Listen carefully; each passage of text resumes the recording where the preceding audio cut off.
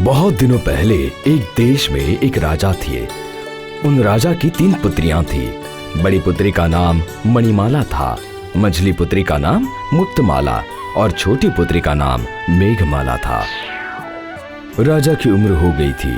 उन्होंने तय किया कि जो उपयुक्त होगा उनके हाथों में राज्य का शासन देकर वो विश्राम करेंगे। इसलिए उन्होंने एक दिन घोषणा की, आज मैं अपना उत्तराधिकारी निर्वाचित करूंगा। मेरी उम्र भी हो चुकी है और इस उम्र में मैं राज्य को सही से नहीं चला पा रहा हूं। इसलिए आज मैं अपनी 3 पुत्रियों में से चुनूंगा अपना उत्तराधिकारी। वो कैसे महाराज? आप तो मेघमाला से अत्यधिक प्रेम करते हैं। हाँ, सही कहा। मेघमाला का हृदय जैसा कोमल है वैसा कठोर भी है, बुद्धिमान भी है, युद्ध विद्या में भी पारंगत है। फिर भी मैं उन दोनों को भी मौका देना चाहता हूँ। उन तीनों को सभा में आने का न्योता दिया जाए। देखो बहन, ये हार मुझ पर कैसा लग रहा है?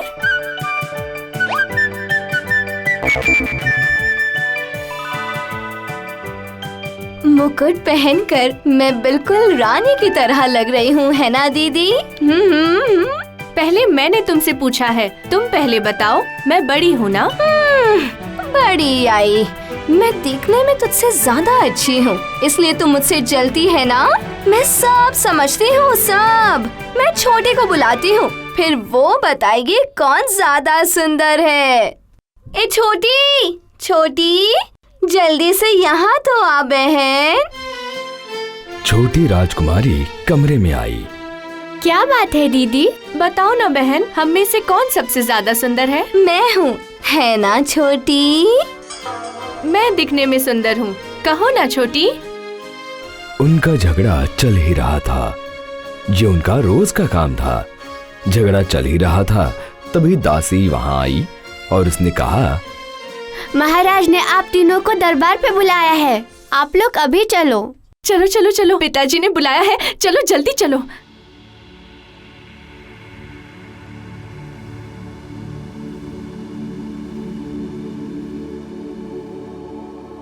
बताओ तुम तीनों कौन मुझसे किस तरह का प्रेम करती हो? उदाहरण देके बताना है। लोग जैसे सोने से प्रेम करते हैं जान से ज्यादा, वैसे ही मैं भी अपनी जान से ज्यादा आपको प्रेम करती हूँ पिताजी। अच्छा है बेटा, अच्छा है। अब मुक्तिमाला, तुम बताओ। पिताजी, मैं आपको फूल की तरह प्रेम करती हूँ। फूल तो सबको अति प्रिय होते हैं, है ना? बताइए पिताजी। वाह वाह वाह, बहुत अच्छा, बहुत अच्छा।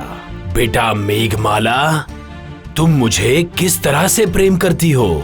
सब जैसे नमक को प्यार करते हैं, मैं भी आपको वैसे नमक की तरह ही प्यार करती हूँ पिताजी।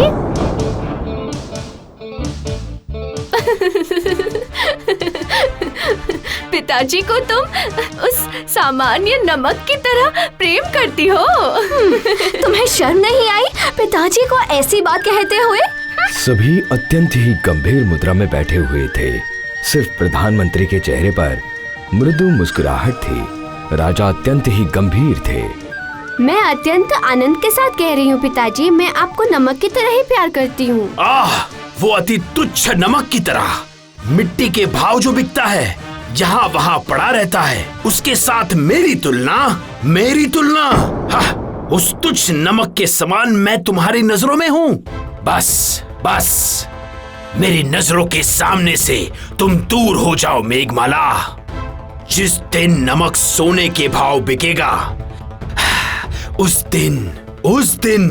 दिन तुम लौट कर आना अपना राज्य लेने, उसके पहले नहीं। महाराज, इस बात में एक बहुत बड़ा और गहरा अर्थ छुपा हुआ है।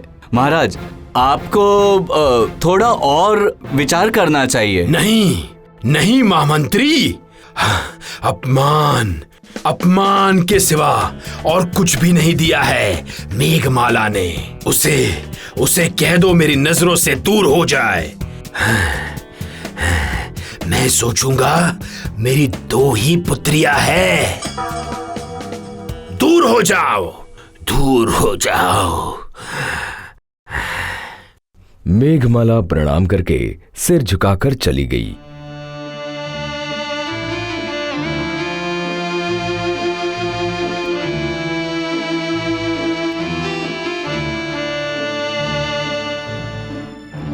दुखी होकर राजकन्या मेघमाला चलती जा रही थी। पहाड़ जंगल पार करती, नदी नाले पार करती, पथरीले रास्ते पर नंगे पांव वो चली जा रही थी। चलते चलते पत्थरों की वजह से नरम पैर में से खून निकलने लगा। फिर भी वो चलती रही।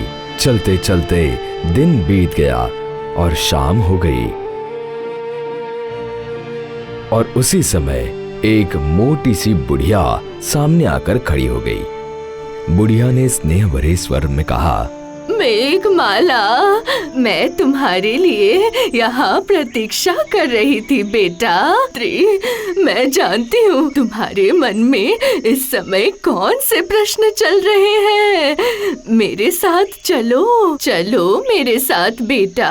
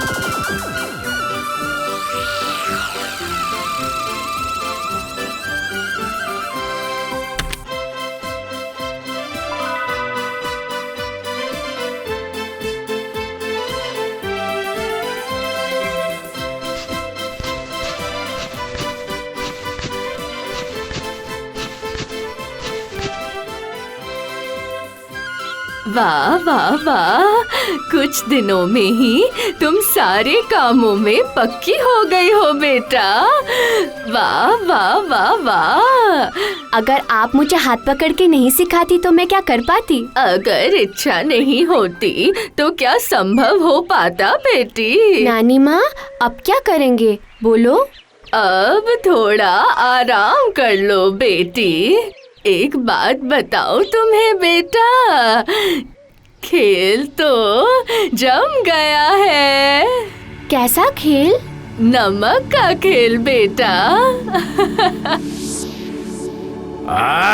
ये सब कैसी अजीब बातें कर रहे हो? जी मैं सही कह रहा हूँ महाराज, इस राज्य में कहीं भी एक कटोरी नमक नहीं है। नहीं नहीं नहीं, ये नहीं हो सकता, किसी कीमत पर नहीं हो सकता।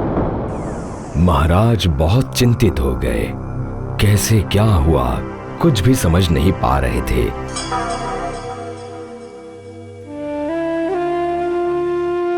सुनो बेटी, समय हो गया है। कल सुबह तुम अपने पिता के राज्य में लौट जाना। अभी तुम्हारे पिताजी तुम्हारी बहुत चिंता कर रहे हैं बेटी। जब भी मेरी जरूरत हो मुझे मन में याद करना, मैं चली आऊंगी बेटी। कल बहुत जल्दी उठना पड़ेगा, इसीलिए अभी सो जाओ बेटी, सो जाओ।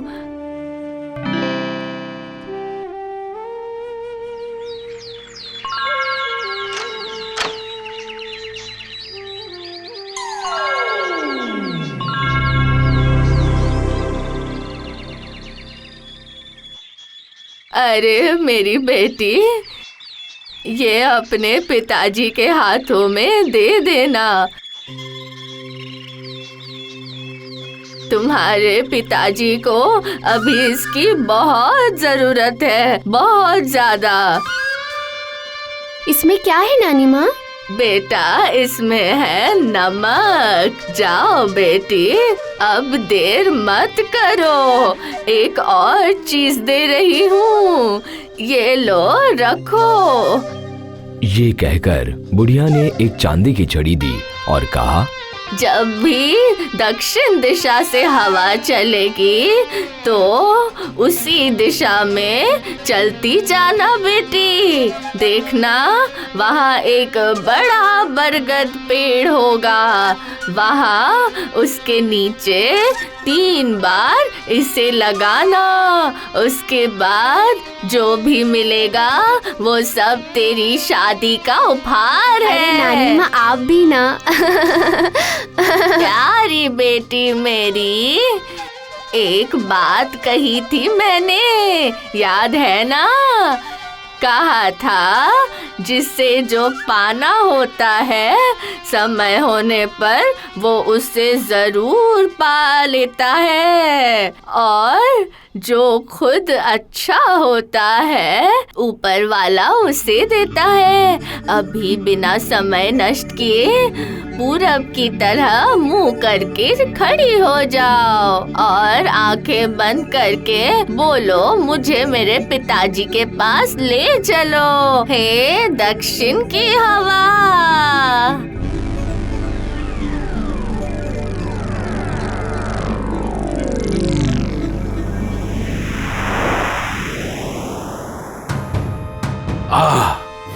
ये कैसे हो गया? 1 कटोरी नमक की कीमत 2 सोने की मोहरें। ये किसका श्राप लगा मंत्री जी? महाराज माफ कीजिएगा, राजकुमारी मेघमाला को राज्य से निकालकर बहुत ही अनुचित कार्य किया है आपने। नमक के अभाव से प्रजा बिलख रही है महाराज, राजमहल के अंदर भी लोग तड़प रहे हैं। आज आप समझ रहे हैं मिट्टी के मूल्य बिकने वाला नमक कितना मूल्यवान है। महाराज, हम मूल्य का निर्धारण उसके चमक को देखकर करते हैं, किंतु उसका असली मूल्य निर्धारण उसके इस्तेमाल से होता है महाराज। ना नहीं, गलती कर दी मैंने, गलती। हाँ, वो छोटी राजकुमारी मेघमाला ही मुझे नमक की तरह प्रेम करती है, किंतु कहाँ गई होगी वो? कहाँ? पिताजी, पिताजी, पिताजी। मैंने तुम्हारे प्रति बहुत अन्याय किया है। मैं समझ ही नहीं पाया कि सोना का मूल्य कितना है। ये समझना अब बाकी नहीं रहा, और माला का फूल सूख जाने पर उसकी जगह होती है कूड़े में। ये बात मैं अच्छी तरह समझ गया हूँ। पिताजी, बावर्ची को बुलाओ, आज मैं अपने हाथों से आपके लिए खाना बनाऊंगी। कैसे बनाओगी मेघमाला? राज्य में तो नमक ही नहीं है। पिताजी, नमक तो मेरे पास है। मेघमाला ने अपने हाथ का पात्र राजा के हाथों में दे दिया। राजा ने खोलकर देखा, सफेद नमक। राजा बहुत खुश हुए। कितने दिनों के बाद नमक वाला खाना खाऊंगा। पिताजी, मैं पूरी प्रजा को अपने हाथों से नमक बांटना चाहती हूँ। हमारे राज्य में कोई भी नमक के बिना खाना नहीं खाएगा। पर मेघमाला, ये बर्तन तो कितना छोटा है, इससे राज्य की प्रजा की नमक की चाहत कैसे पूरी होगी? इस बर्तन का नमक कभी खत्म नहीं होगा पिताजी। राजकुमारी मेघमाला राज्यवासियों को नमक दे रही है। सभी खड़े होकर नमक ले रहे हैं। राजा और प्रधानमंत्री खड़े होकर देख रहे हैं। उनके चेहरे पर मुस्कुराहट है। राजमहल में रोज मेघमाला को उस बुढ़िया की याद आती है। तब मेघमाला की दोनों आंखें ओझल हो जाती हैं। एक दिन दक्षिण दिशा से हवा बहने लगी। मेघमाला को उस बुढ़िया ने कही बात याद आई। जब दक्षिण की तरफ से हवा चलेगी, उस हवा के साथ साथ तुम चली जाना। मेघमाला हाथ में चांदी की छड़ी लेकर चलने लगी। मेघमाला को जाते जाते एक बरगद का पेड़ दिखाई पड़ा। अरे, ये तो वही पेड़ है। जैसे ही मेघमाला ने बरगद के पेड़ की जड़ में छड़ी से 3 बार पटका, पेड़ का मुंह खुल गया।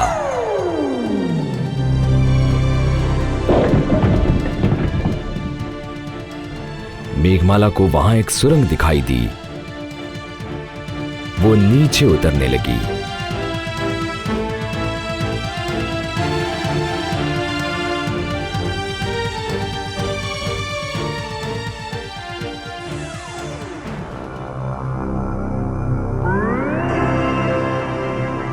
इस सुरंग में जो कुछ भी है बेटा, सब तुम्हारा है, सब।